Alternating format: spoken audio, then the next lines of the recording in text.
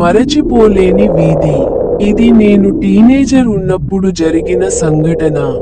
ఒక చల్లని నవంబర్ రాత్రి. బయట కాస్త పొగమంచు. ఊరంతా నిశ్శబ్దంగా ఉంది. కానీ నా జీవితాన్ని మార్చేసే అద్భుతమైన, భయంకరమైన రాత్రి అది. అందరితో కలిసి మంచి విందు చేశాం. పెరుగు అన్నం కూడా అయిపోయింది. అతిథులు వెళ్ళిపోయారు. కానీ కొద్దిసేపటికే మా అమ్మ గమనించింది. నాన్న ఫ్రెండ్ ఫోన్, పవర్ బ్యాంక్ ఇక్కడే మర్చిపోయారు. ఆవిడల్ని ఫోన్ చేసి పిలిచాం. వాళ్ళు మళ్ళీ వస్తామన్నారు. కానీ నాన్న, వద్దురా, మనోడు తీసుకెళ్తాడు అన్నారు. అంతే, నా మీద భారం పడింది.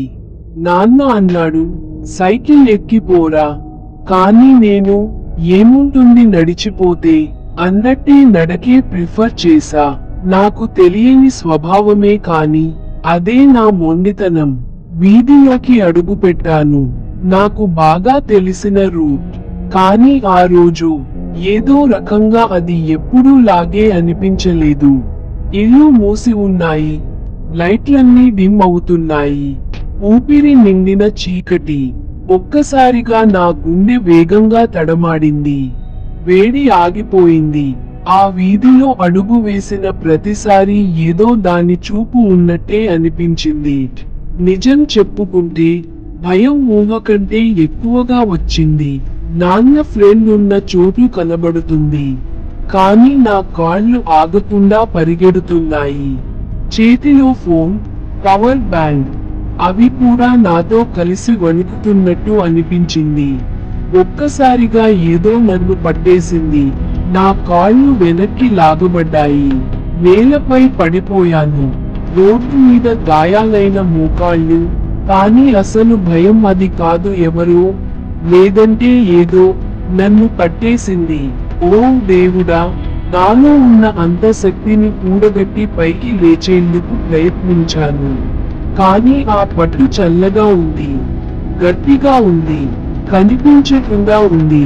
అప్పుడు నా పేరు వినిపించింది. అయ్యో ఈశ్వర్! నాన్న ఫ్రెండ్ పరుగెత్తుకుంటూ వచ్చారు. నాకు తాకిన వెంటనే ఆ పట్టు పోయింది. మళ్ళీ నా కాళ్ళు నాది అయ్యాయి. ఆయన నన్ను ఇంటికి తీసుకెళ్లారు. నా మోకాళ్ళు రక్తమాడుతున్నాయి. నేను ఏడుస్తున్నాను. కానీ అమ్మ నాన్నలు భయం వల్ల అలా అనిపించిందేమో అన్నారు. భ్రమలేమో అంటున్నారు.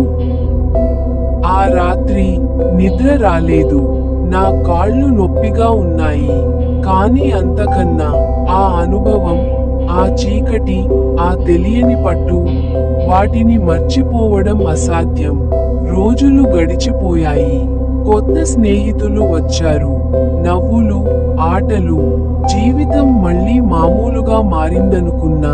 ఒక రోజు క్లాస్మేట్ చెప్పాడు, అది బహుశా చీకటి వీధిగా పిలుస్తారేమో. అప్పుడు నాకు అర్థమైంది. అదే వీధి, అదే చోట నేను పడ్డాను. వాళ్ళు చెప్పిన కథలు, చిన్నపిల్లలు మాయమవ్వడం, పాత కేసులు. ఆ వీధిలో ఎన్నో రహస్యాలు దాగున్నాయట. అందుకే నేను అక్కడ ఉండలేకపోయాను.